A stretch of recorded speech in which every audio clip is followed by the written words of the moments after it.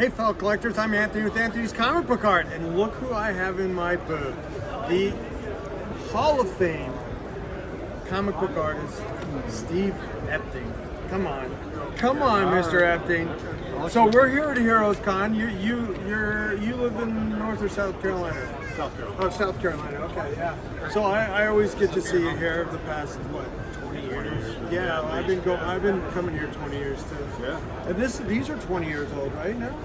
They're about 18, Yeah, 17, pretty much, yes. 2005, and that 2004, 2005. yeah, right? Yeah.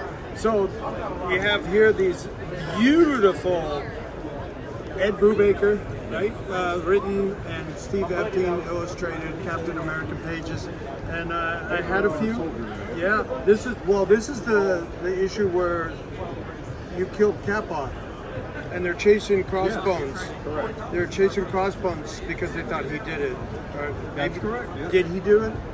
I don't No, remember. he did not. No, he I didn't, just right? remember. Right? And we look at this. I have a double page spread from number 6 and some character pages. Is that Nick Fury's secretary? Yeah. She could be my secretary. Okay. So, I mean, when you look back on this, do you just like, that was a great time? That was a great time for you in comics? Yeah, it was. This was one of the projects where I was first allowed to ink my own art. So Yeah, this is all I you. kind of really threw myself into it. Well, I consider this some of the best comic book art of the past 20 years. Okay? I do. And I see this stuff, I work with this stuff and look at it every day. And this is just, Well, that is amazing. That is amazing. And you know, and because you did it all yourself, I mean, it's your pencils, inks, and a lot of shadows, and you know, and blacks and stuff. Like you're black heavy on this, where a lot of guys aren't.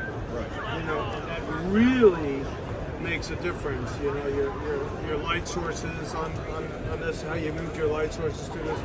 As a former photographer, as a professional photographer, advertising guy. Yeah, I see these choices you made, and you know, with your light source and your facial expressions, amazing, great stuff. And you know, this is the storyline that the whole Captain America movies are based on, basically, and form a backbone of the MCU. So I hope you're getting taken care of by royalties. Well, yeah. We won't talk about that. Well, we talked about it earlier, Yeah. and you know, that's what led me to want to speak to you about that. But I see you found something fun. You found an Alex Nino. Beautiful Nino page from 1994. Not the year 1990, the magazine. Not 1984 or 94? There were two of them. It says 90. Oh, okay, yeah, there was two of them. Because like the earlier version was 84 because it was like in the future, and then when it became 84, they needed to move the date up. Correct. Right, that's fine. Well, I consider Alex Nino a really underrated genius. Genius. That's the word I was Right? going to use, yes. Effing genius of comic book art. We were just going through the portfolio over there, and just every page, the composition is a masterpiece. Yeah, I yeah. mean, unique. And I actually thought some of those, when I first got that deal, that somebody found them in a storage space in Brooklyn or something and called me up and had 100 pages of it. And I was like, oh my God, are these Mobius? No, I had to look them up, and then they were Alex Nino.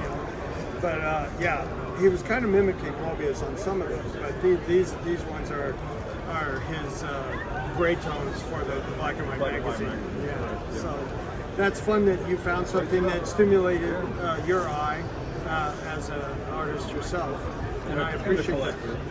Yeah. So, do you have any favorite artists yourself? Oh, yeah. I mean, I'm sure it's most of the ones that everybody. I heard you mention Ramita earlier that just passed Ramita. away. Yeah, as a kid, it was Ramita and Jim Aparo stuff on the radio. Oh my God, yeah, Jim Aparo. I had a whole Spectre story that I regret selling. One of those Spectre stories, the one where they put him through the buzzsaw, and at the end, the crook is made out of wood and was segmented up. Yeah, I had that one. That was a great one. I do have the splash page from my